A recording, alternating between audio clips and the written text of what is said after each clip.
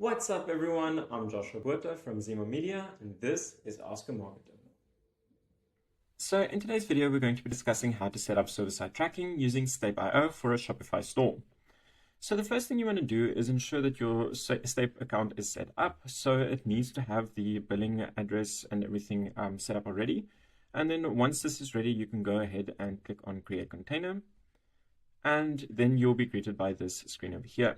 Now we're going to navigate into our Google Tag Manager account. And as you can see, I have already created a server container. But overall, you can just head into the account over here, head into admin, and then you can go ahead and click on the plus icon in the top right corner, and this will allow you to then create the container. So you can add any container name that you'd like to over here, but preferably add in server somewhere in the name so that it's easier to identify. And then you simply click on server and go ahead and create. By this time, you should have a normal web container as well, which is the one that you create when you open up your account. So overall, the web container, how that works is, once again, if you click on that plus icon, then you're just going to be selecting web instead of server. And the web container is going to be sending the data to the server container. And then from the server container, it sends it to the end destinations. So overall, it is a very simple setup, but it does take some time to get used to. Now that we have our server container over here, we need to install the tagging server code over here. So over here, we get the container config. And we will just need to select manual provision tagging servers so that we can then give this to Stape and they can send the data to here. So I'm going to copy that code over there and then head back into our Stape account.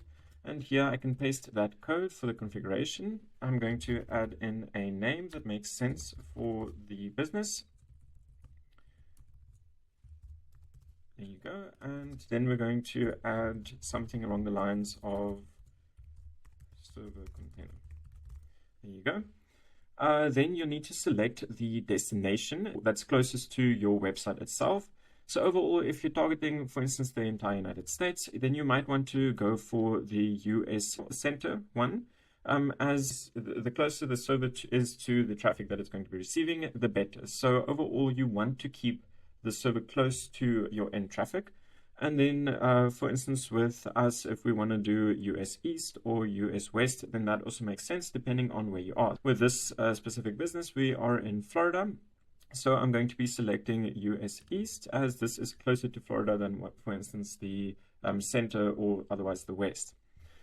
So then I can go ahead and click on Create Container. And then you'll need to select the package that you'd like to use.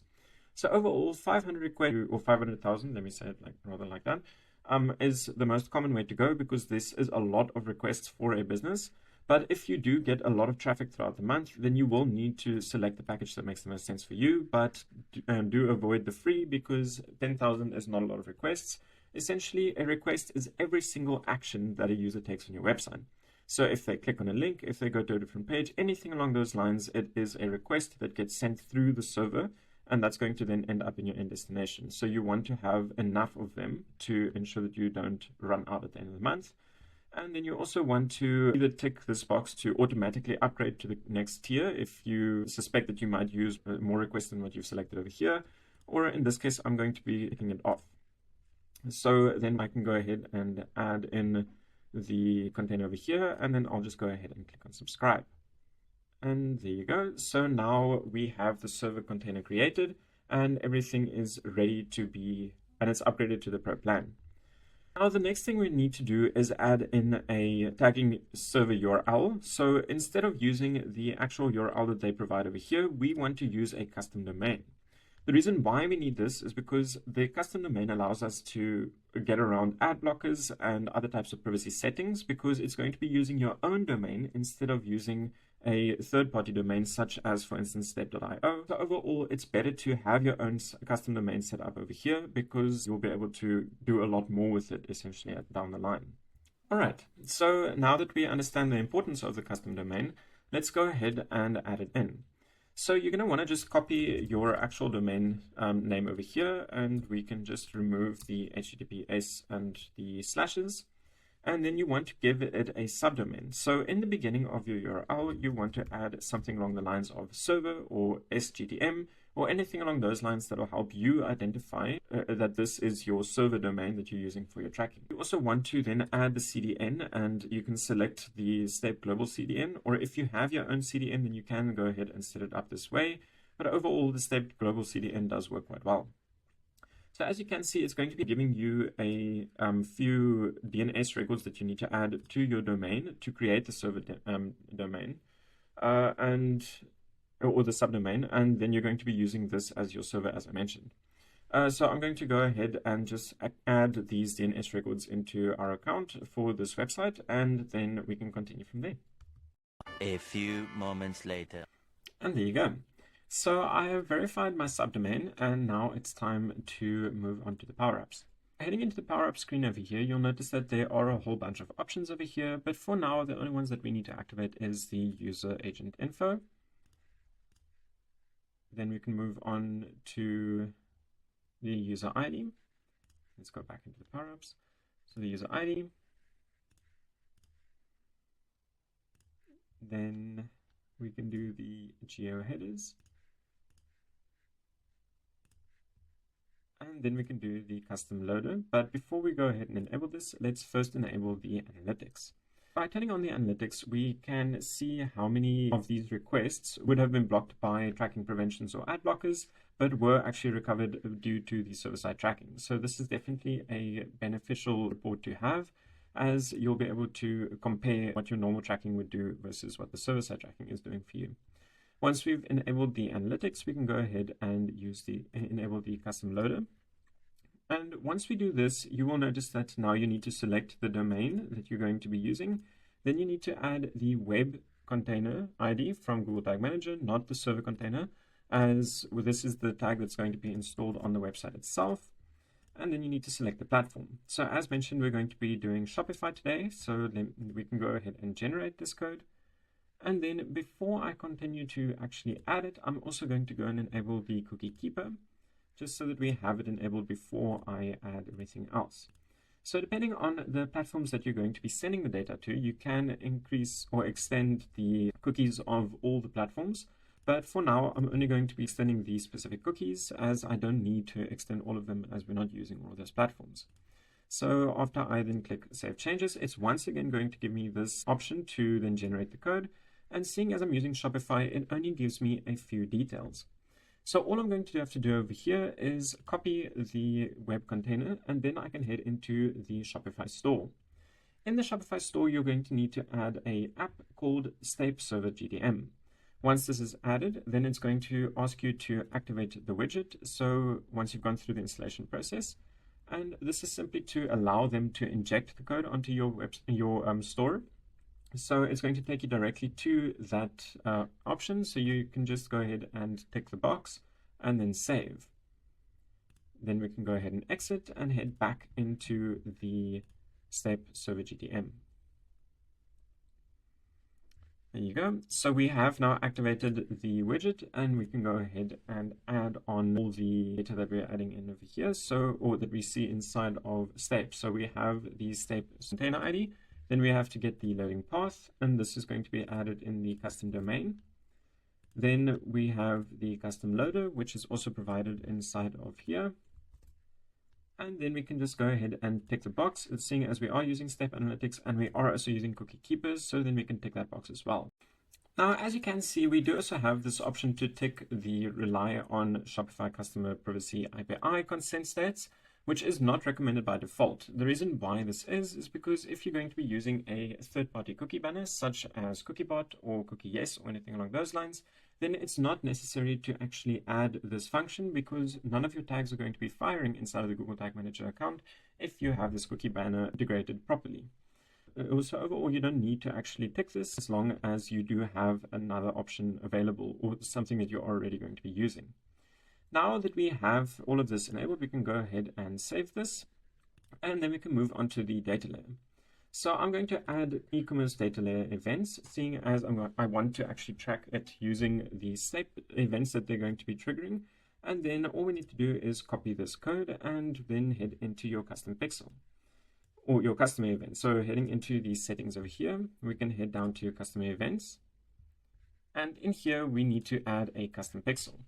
I'm going to call it GTM event script and add the pixel. Then all I do is select all and paste what they have given me. And then in the permissions, this is very important. You need to ensure that this is set to not required, as firing this pixel is not against any privacy laws or anything along those lines. So it doesn't need permission to actually fire, because all it's doing is sending the events into the data layer, and then the Google Tag Manager is going to be reading it from the data layer. Sending data into the data layer is not against any privacy laws, but sending it to end destinations or reading this data is, and that's why we need to implement the privacy settings on the Google Tag Manager side. So now that we have that enabled, we can go ahead and click on Save. And after clicking on Save, you need to click Connect so that it actually connects this to the store itself. You will also get this warning over here that it doesn't contain any, or it's not going to be tracking any customer behavior, but overall, this is nothing to worry about. So we can go ahead and then just exit over here. And that's basically it. If you are using checkout extensibility, then you can go ahead and take this as well. But this is only if you have one of the higher up Shopify plans. So if you don't have this, then don't take it. Now that we have the tag installed on the website, we can move on to implementing the tracking inside of Google Tag Manager itself. So let me just move myself out of the way. And I actually have all of this templated as well. So I'm going to just head into the admin console over here, or admin tab, and then import a container. And there you go. I have imported the container over here. I'm going to be selecting the default workspace. If you have multiple people working on the same account doing different things, then you can go ahead and create a new workspace for each of those people. So that you can separate your work. But if you're going to be sending or only working on this same set of tags and everything, then you can go ahead and just use the default one, and there's nothing wrong with that. Seeing as this is a brand new account, I can go ahead and overwrite. But if you do have some previous tags that you used inside of this Google Tag Manager account, then you're going to need to merge it, and you can then either overwrite the conflicting tags or you can rename them. But overall, this is all dependent on you having one of these templates as well, which I do. So as you can see over here, I'm going to be overwriting everything, and it's going to give me a list of all of the tags, variables, and triggers that I'm going to be importing. Let me go ahead and add it to the workspace. And just like that, I have everything that I need to continue. Seeing as we are going to be using server-side tracking for this, I only need to send it to one destination from the web container, which is the GA4 destination. Everything, all the other destinations, such as Google Ads, I'm going to be sending it directly from the server container into those platforms, instead of sending it from here and then also sending it from the server container. On the other hand, if you're using destinations such as Meta, then you're going to need to create the pixel side of it, the browser side of the tag inside of your web container. And then inside of your server container, you can also create the Conversions API events or tags, and this will then add on to the pixel ones that you add over here. But this is a completely different story, as there's a whole bunch of steps that need to be added to this. So starting off with just the basics, I already have everything set up for the e-commerce. So I have the add to cart, the begin checkout, the purchase, and the view item, and everything does already have the values attached to them. So as you can see, if I head into the value, for instance, I do have my values and items and currency. So however you would like to set this up, you're going to need to add in all of that information so that you can send it to the server container, as it will require this data to then send it to the end destinations such as GA4, Google Ads, and so on. Let's just go ahead and adjust a few small triggers that I have. Firstly, this is a call click trigger. This, I just want to confirm that it will start any link that starts with tell, it will pick up as a call click, which is exactly what I need. And then I am going to need to test for this specific website what event gets sent when I've submitted the form. This varies depending on the way that the Shopify store is set up. If they are using certain types of themes, then it's going to send a form submit event.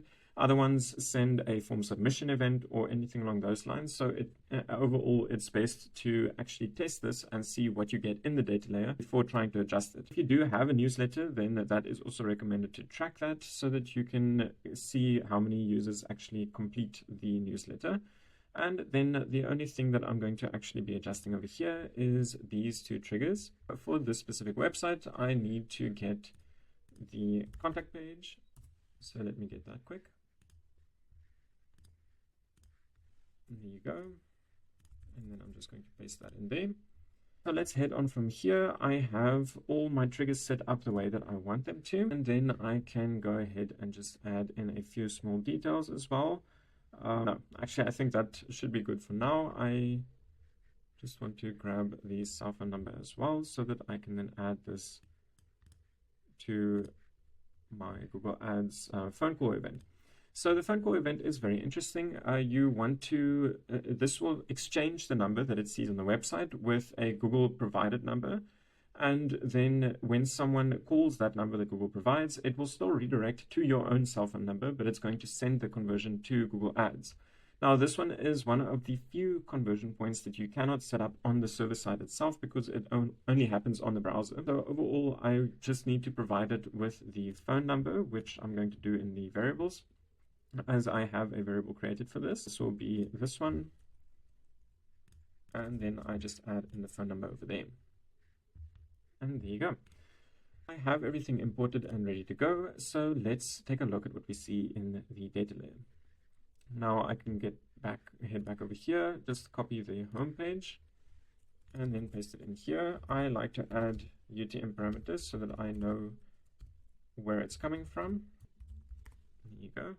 And I don't want to see the debugging, so let's do that. All right, let's open up the website. If I head into here, it might not work on the total first time that you head into the container, as it needs to just be refreshed. So let's go ahead and just refresh this. It's going to ask me the same information again, and I already have those UTM parameters saved. So now we can head back into the website, and this time around it's going to actually fire. Now that we have the Google Tag Manager installed on the website and it's working, we can go ahead and test some of the events. If you head into the overview of the tags, we can see all of those that haven't been fired yet. Starting off with the view item, we can head into any of the products over here.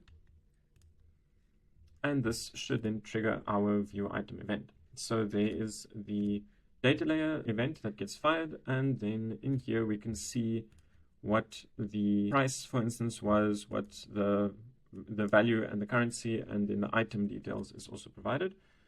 So we move on from here because this means that our view item is now shifted up and it is now under the tags fired.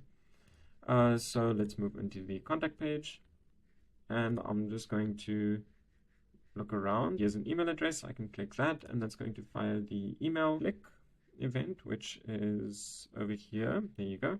And there's my contact page event. Then I'm going to fill out the form so that we can see what we get. And there you go. So I've submitted a form, and now we can go ahead and take a look at what we see in the debugger. As you can see over here, I do have a whole bunch of form submit events that actually triggered. And we only want the tag to fire on one of these because otherwise it's going to send a lot of data to Google Analytics 4 when it's not actually the case. To prevent the event from firing multiple times, we just have to head into the tag, and then we can just add this, change this tag firing options to once per page instead of once per event, because this will then prevent the tag from firing for each of those events, but only once for all of them. Getting into the triggers, we can now go ahead and change what I have over here and simply remove the, there you go. So it does have the contact form ID.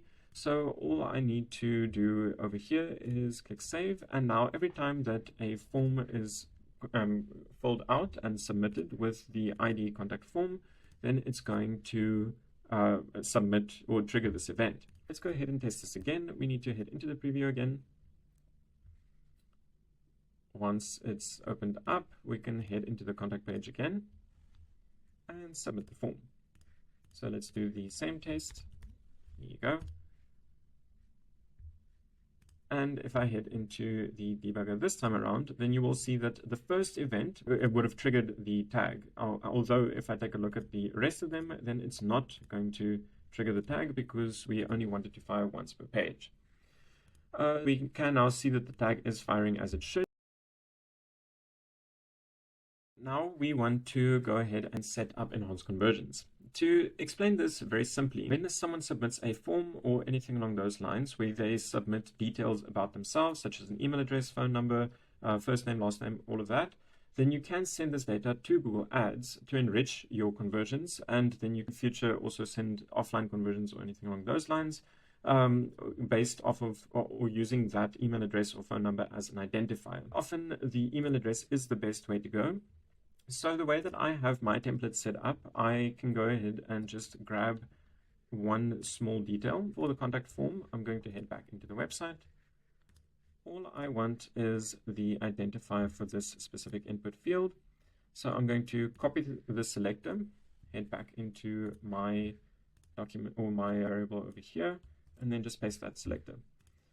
Now, whenever someone submits that contact form, it's going to get that email address value and then send it to Google Ads or Google Analytics 4 in this case, using the user provided data variable. So as you can see, I have that custom JavaScript as my as my user provided data. So let's retest that one more time, and then we can go ahead and see whether the email address is now added. So I add in test@zemomedia.com. And now if I head into my debugger, I'm going to once again look at form submit. Here I have the event or the tag that triggered, and this time around I have the email address included in the user data. And just like that, I'm sending enhanced conversions to Google Analytics 4, and then in turn, I'm going to be sending that to Google Ads. Now, right. So regarding the enhanced conversions, if you would like to set it up the manual way that I've done it now, then you are more than welcome to do so. There are many different ways of implementing this. So overall, it's entirely up to you. But Google Tag Manager does also have the automatic option where it will actually look for a email address that it will then send as user provided data to Google Analytics 4 and the other platforms. Or if you do not have a lot of experience with implementing code or anything along those lines, then you can go ahead and do it this way as well. Now that we have all of that set up, we can go ahead and move on to the server side. But to get started with that, we will need to implement the Google Analytics 4 ID as well as the server container URL.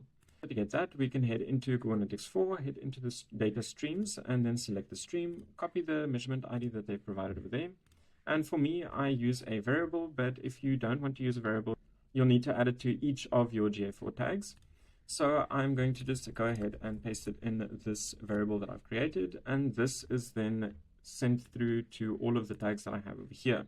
As you can see, I have the Google Analytics 4 ID over there.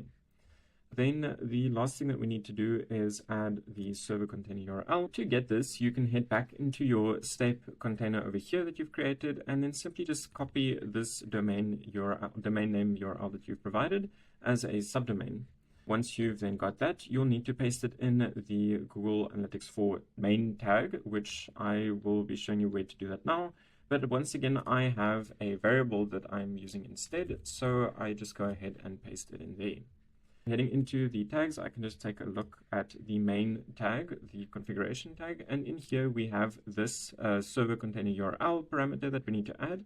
And then we need to add that container URL in there so that it can send it to the server instead of sending it directly to Google Analytics 4. Now that we have that implemented, we can head into the server container. So let's take a look at what we need to do over here. Once we're in the server container, we can go ahead and import once again a template that I have, but you will need to create all of these manually if you don't have a template. And then I can add this to the workspace. There's a few main things to take note of inside of your server container. Firstly, you will notice that you now have these clients and transformations, which you don't have in the web container. The clients are what you use to receive the data. For instance, GA4 is one of the clients that you can receive data from, and this is the one the web container is going to be sending it. At the same time, you also need to add this web container client where you need to specify the web container ID. And this is also just to unify all of this much better. And then there are also other clients that you can add, such as the Universal Analytics or the Measurement Protocol clients, but I'm not using any of those. seeing as we just want to set up basic server-side tracking. Let's start off by adding the web container client ID. I once again have a variable that I'm going to be doing this with.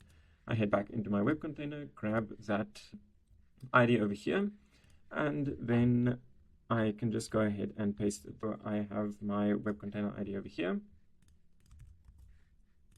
and I can paste that. Then I once again grab my Google Analytics 4 ID and also paste it in the variables. There you go.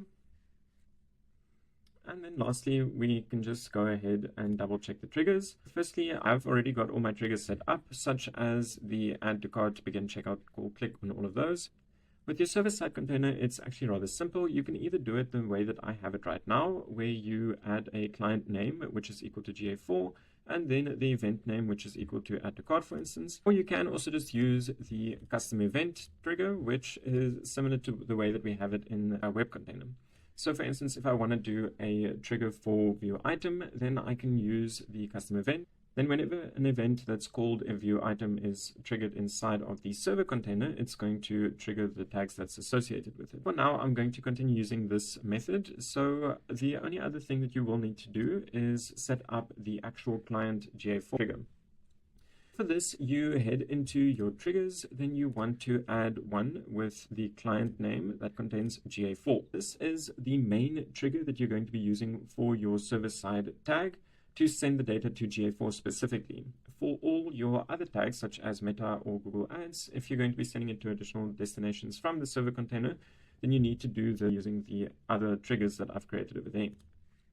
So now we can take a look at what the tags look like. I only have this one tag for my GA4, and that uses the trigger that I just mentioned, where anything that comes from GA4 is sent directly through.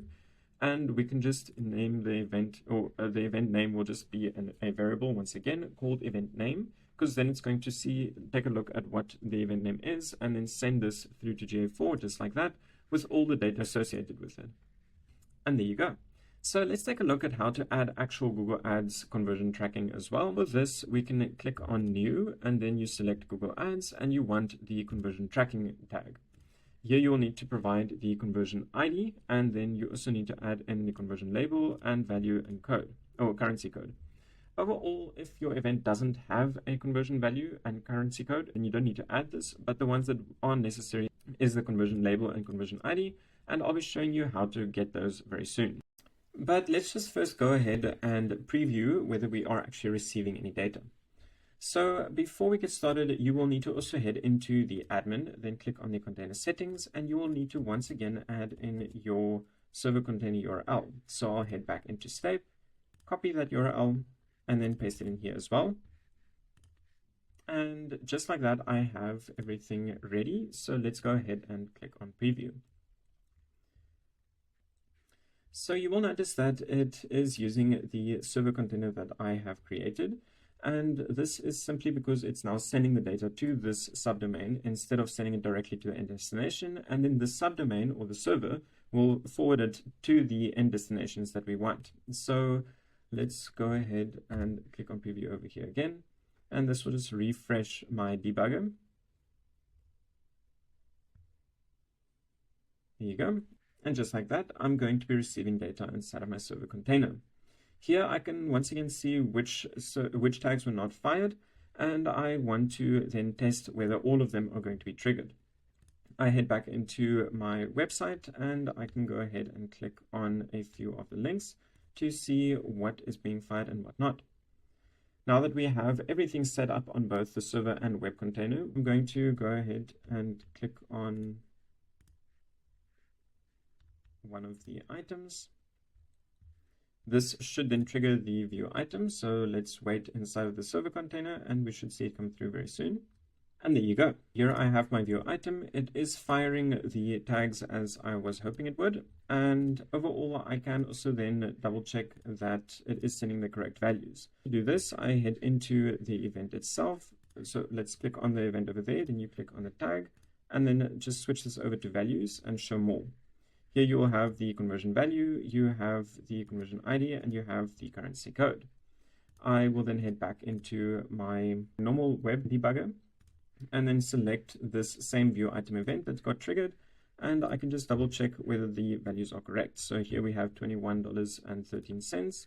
And over here we have the same value. Overall, it is sending the data as it should. So let's continue with testing some of the events. Let's go ahead and add something to the cart. Then we can double check whether this also got fired. There's my add to cart. I can see the values and everything looks good. I can also head into the contact page. This will trigger my contact page event. And then I can also fill out the form one last time to make sure that it is also sending to the server container. So there you go. And here is the contact form, which is the actual event that I'm sending. You will also see the form submit come through, which is the one that gets sent into the data layer. But the contact form event is the one that I am sending to GA4, and therefore it should contain more details. And if I head into the event data, for instance, here I can see the user data that I'm sending along with the tag inside of the web container. There is also a lot of other interesting information that you can see inside the event data. So if I click on any of the events and I click on event data, you can see that I am using a Mac. I am using Chrome as my browser. Then I have my client ID over here, the event that was triggered, of course, and then my session ID, my IP address, and we also have my user agent. It even goes down to the smallest of details, which is, for instance, the screen resolution. So let's discuss how to actually send event data, such as the value or currency, through to your end destinations. Let's go ahead and start with the web container. In the web container, you need to create variables that are called data layer variables. And that's going to get the data from the data layer and then send it through to the server container. And then on the server container, you also need to create another variable that's called an event data variable that's going to get it from the event data. So this all sounds very complicated, I understand, but it is actually very simple. So for instance, with the value, I have this variable that I created, which is the e-commerce value. And let's go ahead and look at what that actually looks like. So overall, Step simplifies this very much for you, because if you take a look at the debugger, then you'll be able to see what the data layer looks like. And in here, for instance, with the view item event, I can see e-commerce, and then I have value, currency, and items. Those are the three main ones that I'm going to focus on. So let's take a look at how to get the data out of the data layer. Inside of your web container, you head over to variables, then click on new and open up a data layer variable. In here, all you need to add is the parent, which is e-commerce. And then you add a dot to signify that you're going to go into this bracket, and then you select value. And by adding this, you can then go ahead and save it. So I will add DLV for data layer variable and then e-commerce.value. Now I'm not going to actually click save here because I already have all of these templated. So in here, I'll head down to e-commerce value. And here you will see exactly that same data layer variable name that I used in the previous one. So here's e-commerce and then dot value. At the same time, if I want to, for instance, do the e-commerce items, then it's going to be the same e-commerce.items. I also have currency, which is e-commerce.currency. And then with the purchase tag specifically, you also need to send the transaction ID. So this is the only one that actually has a transaction ID, because that's when an actual transaction takes place. So to get that variable, you also just add e-commerce.transaction ID. And just like that, you have all of the data layer variables that you need to send to your server-side container. Now, there are also other ones, such as your affiliation, your coupon, your shipping, and your tax. And I will show you where to then add these specific variables as well. But overall, the most important ones are the value, the currency, the items, preferably, and then also the transaction ID. So as you can see, I have all of them listed as event parameters. And in here, I have the value, and then you just add in that variable. You can do this by opening up two curly brackets, and then it will allow you to select which variable you want to use. Or you can click on the box next to that, and it will then allow you to click it or click on it over here. I already have it, so I have the value the e-commerce value. Then I have the currency items, the affiliation. I need to change to the actual domain of this specific website. So then I also have the e-commerce coupon, the transaction ID, which once again is one of the important ones. And then I also want to add in the shipping tax, and I also send the first name and last name, which is only inside of the purchase event. So if I then discard these changes, I can show you what my user provided data for the purchase event looks like. And you'll notice that this is a lot more extensive than my form submission one. So in here you have the user data, email, then phone, first name, last name, and the address of this person. You will also then see inside of your data, once again inside of your debugger, you can get all of this information, and you will simply just need to create another data layer variable for each of these to then send that through. Instead of adding e-commerce, you're going to have user data and then dot first name, then another one with user data dot last name, and the list goes on until you've completed all of these, and then you can add that into a user provided data variable with all of the information.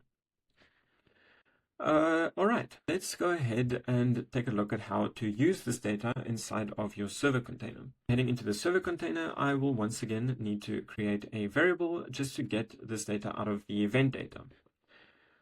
Heading into my debugger, I can once again see my event data. I can look for an e-commerce event such as the view item. There you go. And here you'll see that I have the value, I've got the currency, and I've got the items. And then with the purchase event, you're also going to have your transaction ID.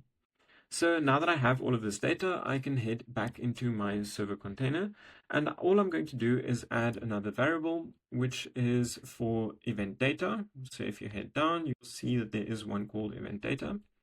And we're going to just select value, for instance, because that is then going to be this event data. So it will then grab this value and add it to the tags that you're going to be using it with. And that's simply it. So once you have your value and your currency, you can head back into your tags. In here, you'll notice that you only have slots for 2 of those data variables that you've created. So the most important ones over here are your value and your currency. And then you can actually just go ahead and tick this box, which will allow you to then send the product level sales data via the event data. So you can either do this with custom configuration, or you can just go ahead and select event data. It's going to look through the event data and identify the specific details that you need, and then send it through. You will need to add that same variable for all of your e-commerce tags. So here we have the add to cart. You'll notice it's exactly the same variable, and it's got exactly the same settings as the purchase event or the purchase tag. Then I've got the view item, also value, currency, and finally the begin checkout, which also has the value and currency. Now, with other events such as the call click, for instance, I don't have e-commerce, I don't have values and currency, so I don't need to add it in here. And just like that, we have everything we need to send the data through to the end destinations. Let's discuss everything we've covered so far. We started off by creating the step container, and then we also created the web container and server container inside of your Google Tag Manager account. Then inside of the web container, I imported a template, but you will need to create all of those tags and variables and triggers so that you can then send the data through to your server container. We discussed where to add in your server URLs so that you can send the data to the server container instead of the end destination, such as GA4. And then finally, we went through the server container itself and discussed how to create the variables, triggers, and tags that you need, as well as the clients, so that you can send the data through to your end destinations and also receive the data from your web container. So now that we have all of this set up, it's time for us to create these events inside of your Google Ads account. So I'm going to head into the Google Ads account over here, and you can just go ahead and click on create new conversion action. Then very simply, you want to click on website. In here, you can then choose the domain name. I'm going to add the HTTPS just as a precaution and then scan. Then it will ask you to add conversion actions manually. In here, you can then select your specific category that you'd like to use, and we can then go ahead and add in all the events. So we've got the purchase event that we're going to start off with. This is going to be our primary event. I'm going to name it purchase, server side, and then I'm going to specify where it comes from. We're going to get two conversions inside of our Google Ads account, one that we import from Google Analytics 4, and then one that we get directly from Google Tag Manager. The reason why we do this is so that we can compare these values with each other and ensure that we always see more on the Google Tag Manager than we see in from the GA4 events, as overall sending it directly from Google Tag Manager should be more accurate than sending it through Google Analytics 4 first. If you'd like to understand how this works, then you can go ahead and look in the top right corner. I have added a link to an article that we wrote about the limitations of GA4 overall. So now that we have the name selected, we can go ahead and choose different values for each conversion. I don't want to add a value if there isn't one, so I'm going to make this 0, but you do want to have different values for each of the conversions for your purchase or any other e-commerce events. Then for the event count, for all your e-commerce events, you want every, but for your lead-based events, such as your contact form submissions or contact pages, for instance, you can select 1. But as I mentioned, for the e-commerce events, you want every conversion. Then we generally set the click-through conversion window to 90 days so that we have the maximum amount of data and time to get this conversion through. Then we also want to double check that the enhanced conversions are ticked on so that we can actually receive that event data. There are some additional settings that we need to adjust so that we receive the enhanced conversions, but for now we can just go ahead and click on done. I'm going to continue to create all of the events that I have inside of my Google Tag Manager account. And there you go. So I've got all of my events created. As you can see, you would need to categorize them correctly and ensure that you get all of them in here. You're going to then just go ahead and click on Save and Continue. Once this loads up, you're going to see an option to use Google Tag Manager over here in the top right corner. Now, what you're going to want to do is grab the conversion ID, head back into your web container. You want to, for the phone call event specifically, you need to also add it in here. So we grab the Google Ads ID over here. You can either add it in as a variable, as I mentioned previously, or you can add it directly to the events. So here is the space that you need to put the ID in then. I'm also going to then add it to the server container. So let's head into the variables over here, or once again, you can add it directly to the tags. Here I have my Google Ads ID, and I'm going to just paste in that Google Ads ID over there. Great. Now we need to copy and paste all of the conversion labels. If I head into my Google Ads account over here, I can just go ahead and copy each of these labels that they provide, and then we're just going to paste them into the tag that is associated with that specific event. I'm going to go ahead and do that quickly. And just like that, I've added all the labels into the corresponding tags, and now it's time to just go ahead and click on Done. So now before we continue to import the GA4 conversions and set up the GA4 account, we're going to head into the settings of Google Ads. And what we're going to want to do over here is just enable the enhanced conversions. So there's two options, one for leads and then one for the general enhanced conversion settings. But seeing as we set it up through Google Tag Manager, we need to just go ahead and select that it's going to be sent from Google Tag Manager. As you can see over here, we do the same, Google Tag Manager. And just like that, we have the enhanced conversions set up as well. And whenever enhanced conversions are then sent into Google Ads, then it's going to pick up on it and add it to the account. And that's basically it. So you will need to double check that you are receiving the data inside of your Google Analytics account as well. But overall, it's going to be sending all of the events as I mentioned. So you will just need to go and choose which key events you want to have selected inside of your Google Analytics account. Then you can link your Google Analytics and Google Ads account and then import it into the Google Ads account from there. And that is the basics of how to set up your server-side tracking. Overall, server-side tracking does give you a lot more functionality. You'll be able to send the data to a lot of other destinations as well, such as CRMs or any other type of tag that has been created. You can go ahead and look inside of your server container at all the tags that other users have created by heading into the community template gallery. And in here, you'll see that there is a large number of templates that you can then add onto your server container and then start utilizing. So I do suggest doing this, as there are a lot of benefits to this. And if you want to learn more about the benefits of server-side tracking, then I will be adding that article that I mentioned earlier in the description of the video as well.